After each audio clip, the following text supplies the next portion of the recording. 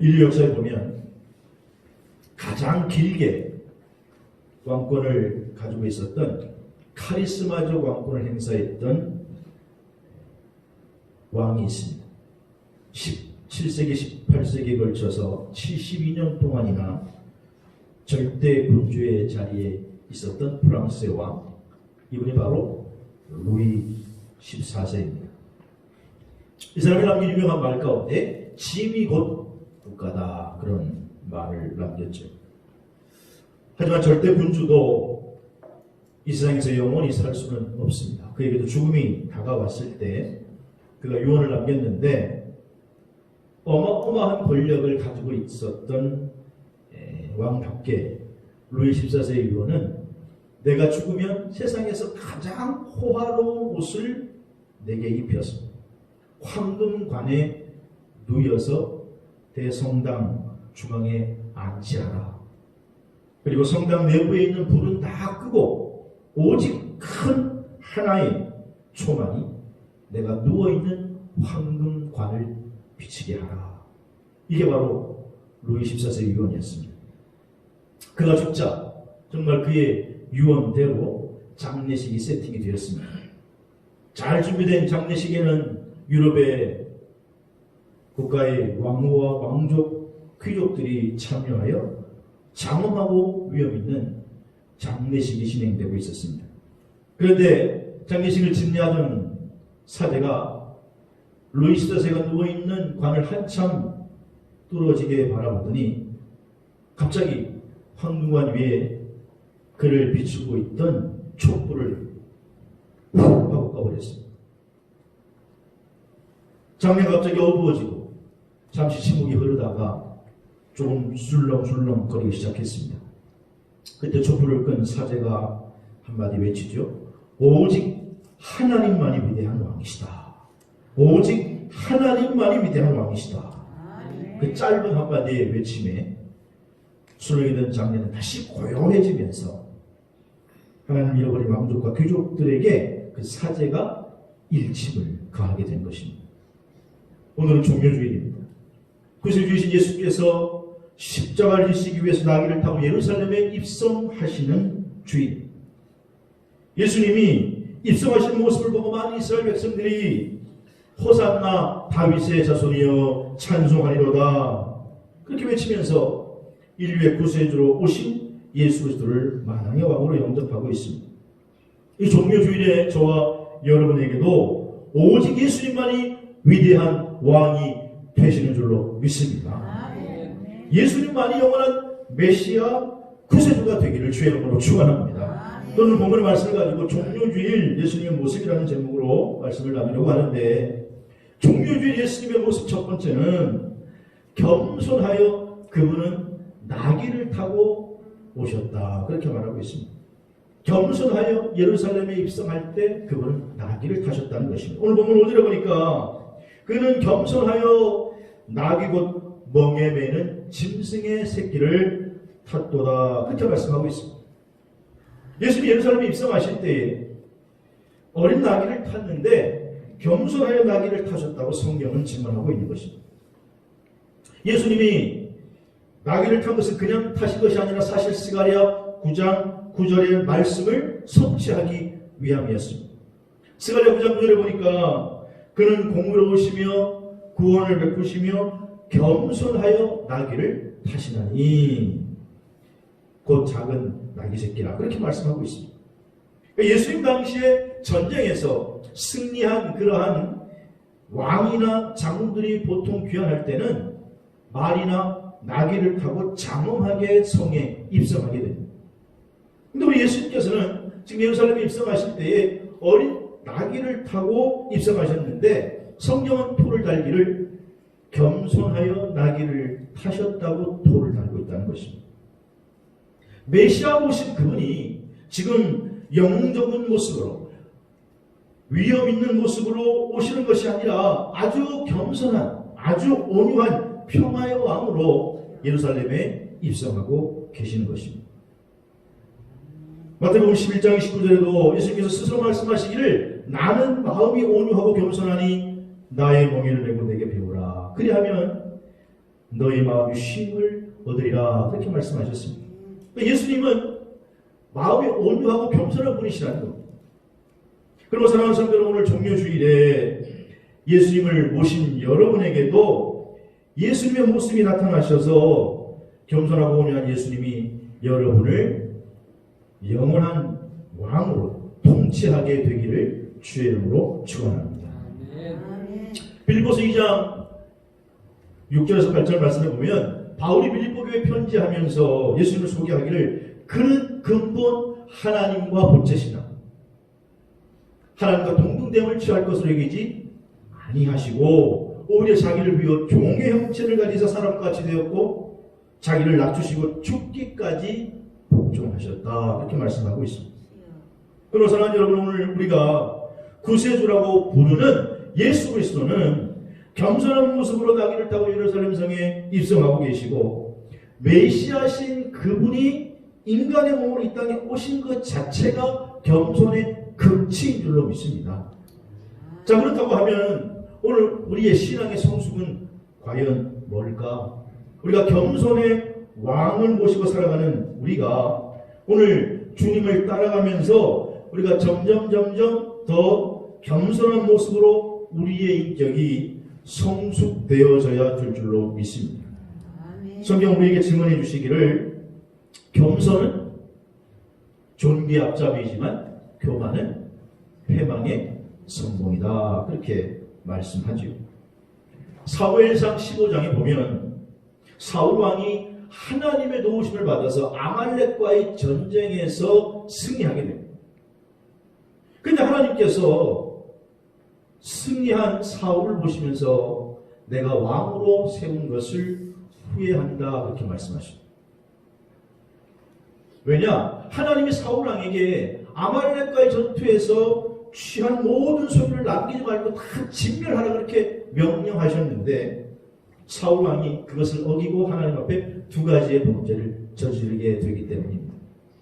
하나는 아말렉의 소유를 모두 다 진멸하는 명령을 어기고 하찮은 것은 진멸하지만 좋은 것은 남겨두게 됩니다.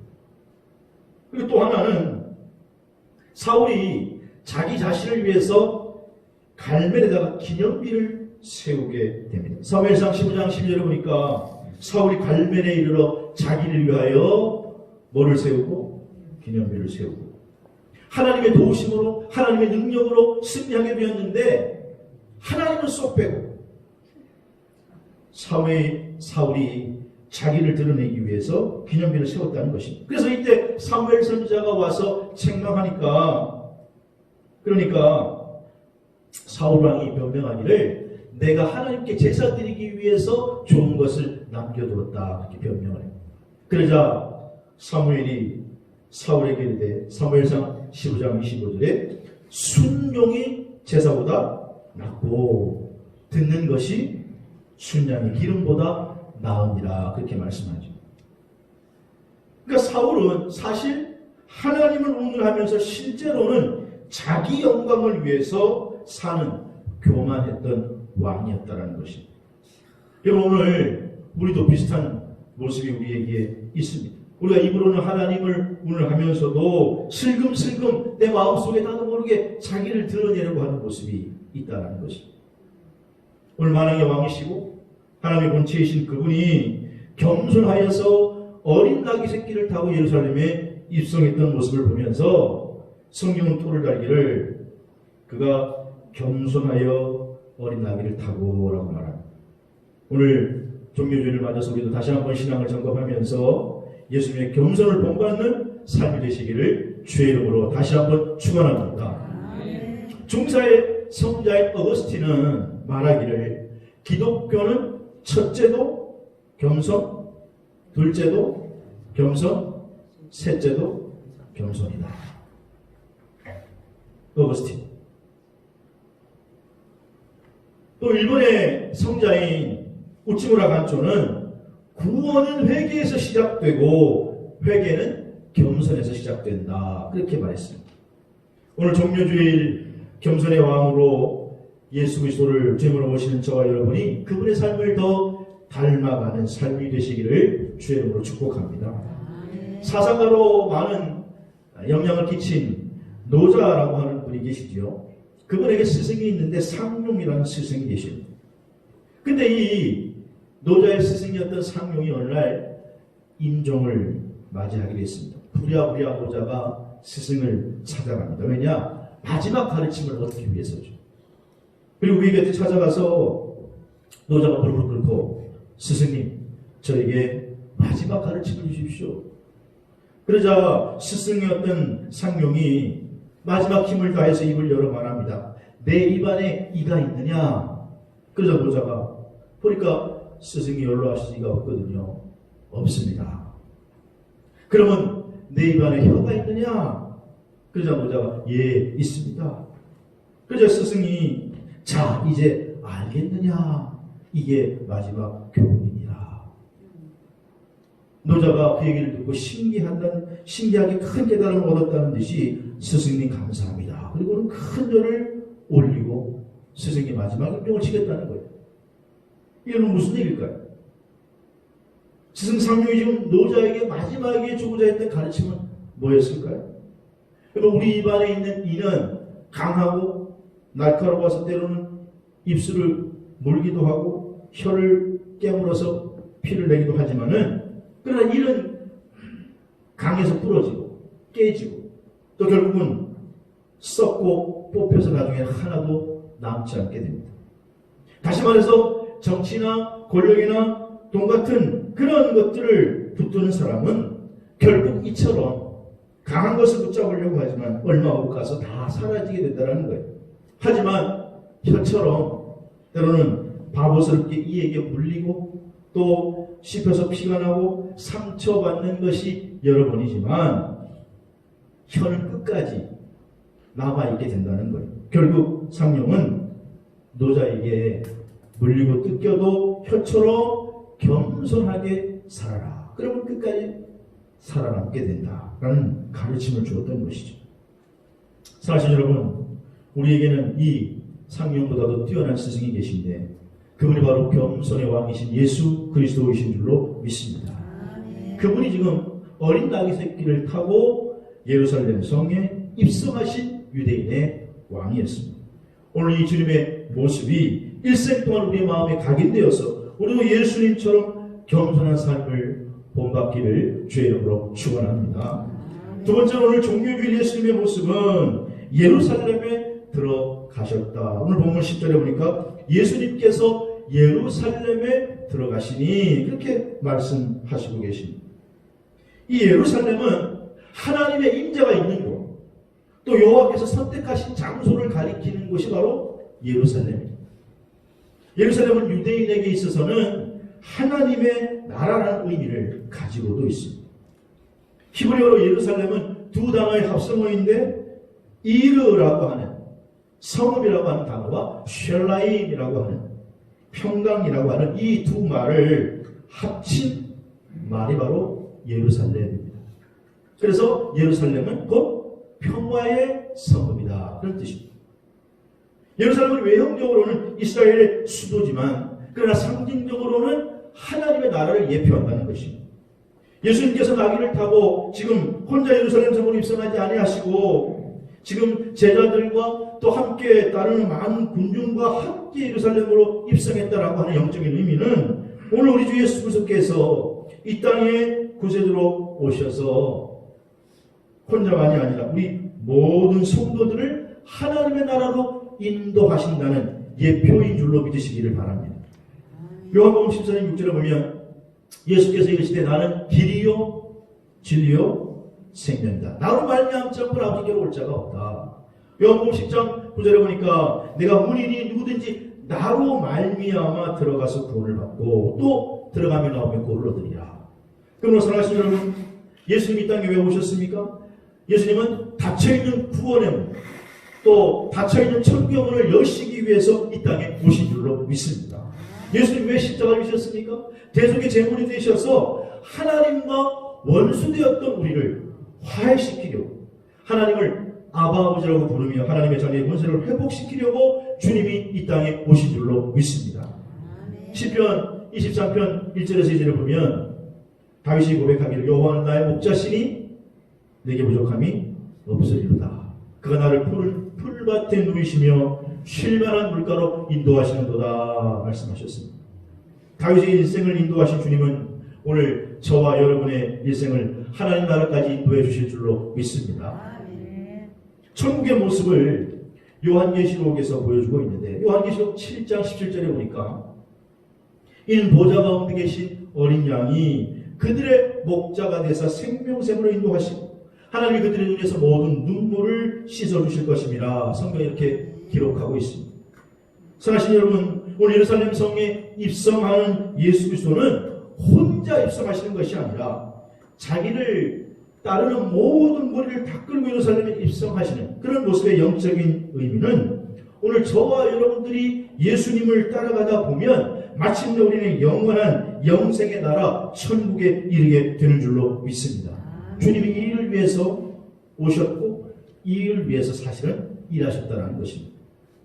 예수님의 최후 사역도 누가복음 23장 43절에 보니까 회개한 오른쪽에 있는 강도에게 마지막 순간까지 오늘 내가 나와 함께 낙원에 있으리라 그렇게 말씀하시죠. 사실 여러분, 낙원으로 인도하시기 위해서 예수님은 이 땅에 오셔서 십자가를 지셨음을 잊지 마시기를 바랍니다. 사실 오늘 이 시대 가운데 강단에서 천국과 지옥에 대한 설교가 많이 사라지고 있습니다. 그 자리에 고상한 도덕이, 윤리가, 교양이 대체하고 있습니다. 그러나 사실 복음 중에 복음의 핵심은 예수님께서 우리를 구원하시기 위해서 이 땅에 오셨고 예수 그리스도를 통해서 우리는 천국으로 가게 되는 줄로 믿으시기를 바랍니다. 이 땅에 오신 예수님께서 첫 번째 하신 설교가 뭐예요? 마태복음 4장 17절에 예수님이 이 땅에 오시자마자 뭐라고 말씀하십니까? 회개하라. 뭐가 가까이 왔느냐? 천국이 가까이 왔느냐.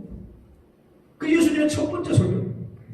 예수님께서는 우리에게 먼저 회개하라고 말씀하셨고 그리고 천국에 대해서 말씀하셨습니다.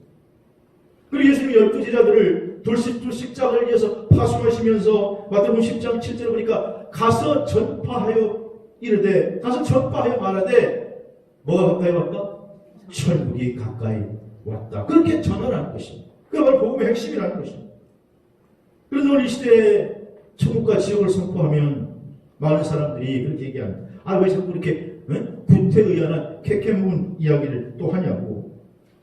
그러나 여러분, 오늘 십자가를 지시기 위해서 예루살렘에 입성하시는 예수님의 모습을 보면서 예수님이 혼자만이 아니라 그를 따르는 제자들과 군중들과 함께 예루살렘에 입성하는 모습을 보면서 오늘 저와 여러분도 예수님을 따르면 마침내 영원한 예루살렘, 영원한 하나님의 나라에 이르는 주인공이 되는 줄로 믿으시기를 바랍니다. 가끔 큰 여행 회사에서 TV에 이벤트를 하는데 여행 상품을 막 소개하면서 그러면서 이벤트로 지금 응모하면 혹 응모한 사람 중에 한 사람을 추첨해서 어디 좋은 피서지로 가는 하와이로 가는 그런 항공권을 준다. 그렇게 응모하는 걸 보게 됩니다. 그래서 어떤 사람이 거기 응모했는데 하와이로 가는 항공권에 당첨했다고 우리가 한번 생각을 해보자는 거예요. 그런데 그 추첨에 당선된 그 응모권 가운데 그 티켓이 하와이로 가는 그 비행기 안에 좌석이 여러 가지가 있잖아요. 제일 좋은 퍼스트 클래스가 있고 또 비즈니스가 있고 이코노미가 있는데 이 티켓으로 아무 자리나 선택할 수 있다고 하면 여러분은 어느 자리를 선택하실 거예요? 네? 어느 자리를 선택하실래요? 겸손해서 이코노미를 선택하실 겁니까? 네. 뭐는 내가 바보죠? 당연히 한번 좀 퍼스트 클래스에라도 한번 앉아보자. 네? 좋은 자리를 선택하는 건 당연할 거예요. 그래서 한번 신나게 한번 여행 가보자. 근데 여러분 퍼스트 클래스에 앉아서 이제 좋은 것들을 누리고 서비스를 제공받으면서 가는 그 비행기가 추락하는 비행기라고 하면 그럼 그 퍼스트 클래스가 무슨 의미가 있겠습니까? 그런데 비록 이코노믹석을 타고 할지라도 내가 안전하게 목적지까지 도착하는 게 낫지. 아니 태평양 가다가 중간에 도착도 못하고 추락하는 비행기 1등석에 앉아봤자 그게 무슨 의미가 있겠냐는 거예요. 사실 여러분 오늘 우리가 인생의 여정길을 갈 때에 1등석과 같은 좋은 환경 또 좋은 여건이 우리에게 계속된다 할지라도 그것이 결국 낭떠러지로 추락하는 비행기라면 아무 소용이 없는 것입니다. 가는 좌석이 문제가 아니고 가는 길이 좋은 게 문제가 아니고 목적지가 어디냐 그게 중요하다는 거예요. 오늘 우리는 그러므로 평탄한 길을 가려고 하기보다는 바른 길을 가야 될 줄로 믿습니다. 여러분 불신앙의 길이 때로는 세상의 향락의 그런 길을 누리고 퍼스트 클래스의 그냥 좋은 환경 같아 할지라도 사실은 그 끝이 낭떠러지라면 아무 의미가 없는 거예요. 오늘 입에 참석한 여러분 예수 믿는 것이 비록 평탄한 길은 아니지만 때로는 좁은 길이고 험난한 길이고 때로는 십자가의 길이지만 그러나 이 길이 생명의 길이기 때문에 끝까지 이 길을 감으로 말미암아 끝까지 주님을 따라감으로 말미암아 영원한 천국으로 입성하는 주인공들이 되시기를 주의 이름으로 축복합니다. 종료주일 예수님의 모습 세 번째는 예수님께서 오늘 무리들에게 찬송을 받으셨다 그렇게 말씀하고 있습니다. 오늘 본문 9절에 보니까 앞에서 가고 뒤에서 따르는 소리가 높여 이르되 호산나 다윗의 자손이여 찬송하리로다. 예수님 지금 나귀를 타고 입성하시니까 예루살렘 성에 있는 유월절을 지키러 왔던 많은 유대인들이 전부 다 나와서 옷을 벗어서 길에 깔고 종려나무 가지를 흔들면서 호산나 다윗의 자손이여 찬송하리로다. 여러분 여기 호산나라고 하는 히브리어는 두 단어의 합성어인데 하나는 구원하다라고 하는 야샤라는 단어와 또 하나는 원컨대라는 나라는 야샤나라는 단어가 결합된 것입니다. 이 의미가 매우 중요한데 이 호산나라고 하는 단어는 유대인에게 구원을 뜻하는 매우 신성한 단어입니다. 당시 현장 분위기를 감안해 볼 때 지금 유대인들은 예수님을 향해서 지금 구원해 주소서, 지금 우리를 도와주소서, 지금 우리의 왕이 되어 주옵소서 그런 의미를 내포하고 있는 겁니다. 그리고 다윗의 자손 예수여, 다윗의 자손이라고 하는 것은 메시아를 가리키죠. 예루살렘 성을 향하여서 나귀를 타고 입성하는 예수님을 향해서 많은 유대인들이 지금 당신이 우리의 왕입니다. 우리의 왕이 되어 주십시오. 당신이 우리의 구세주입니다. 라고 지금 자기들이 할 수 있는 최고의 경배와 최고의 찬양을 주님께 드리고 있는 것입니다.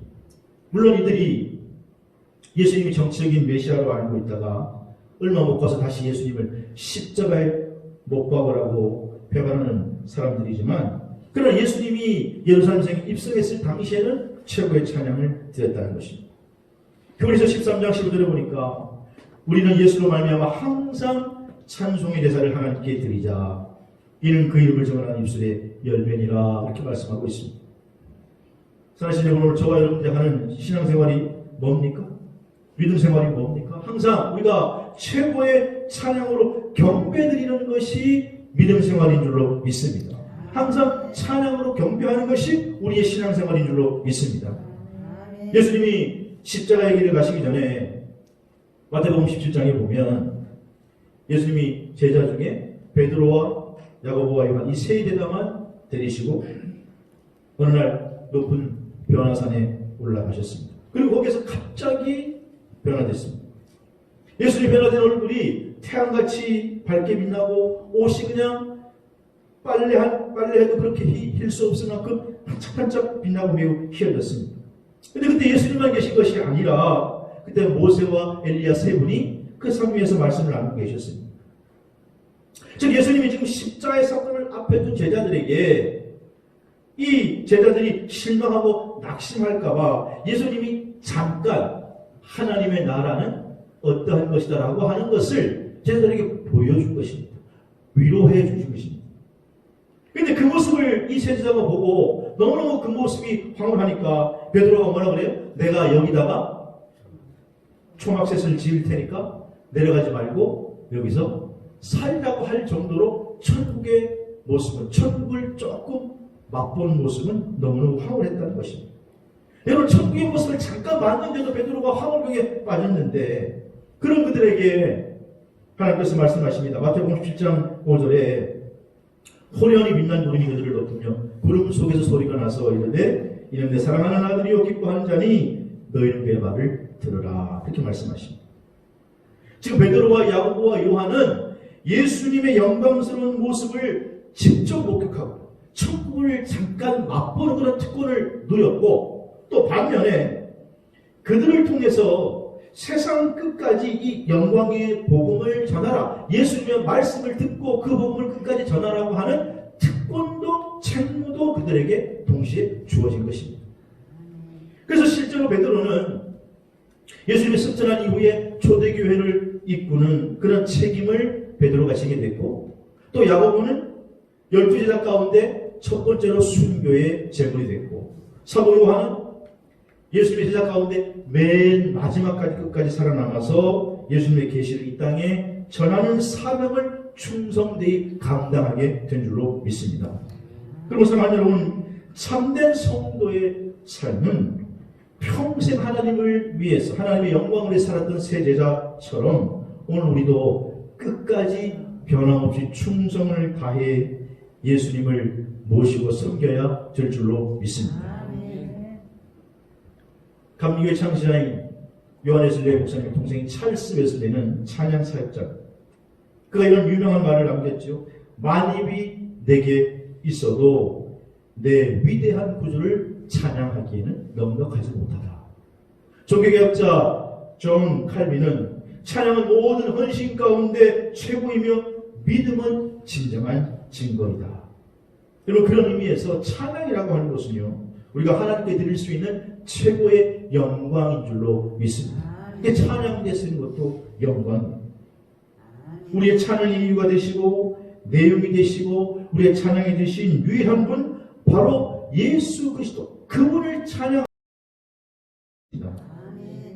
르네상스 시대를 대표하는 세 화가를 꼽으라고 하면 첫째가 미켈란젤로, 둘째가 라파엘로, 세 번째가 레오나르도 다빈치를 꼽습니다. 그 중에 미켈란젤로는 그 로마의 유명한 시스틴 천장 그 천지창조를 그린 화가인데 사실 미켈란젤로 하면 화가라기보다는 이 사람은 원래 조각가죠. 조각가. 유명한 조각가. 그런데 그는 그림도 너무너무 잘 그렸습니다. 그가 이렇게 다재다능할 수 있었던 것은 그가 어린 시절에 훌륭한 스승을 잘 만났기 때문입니다.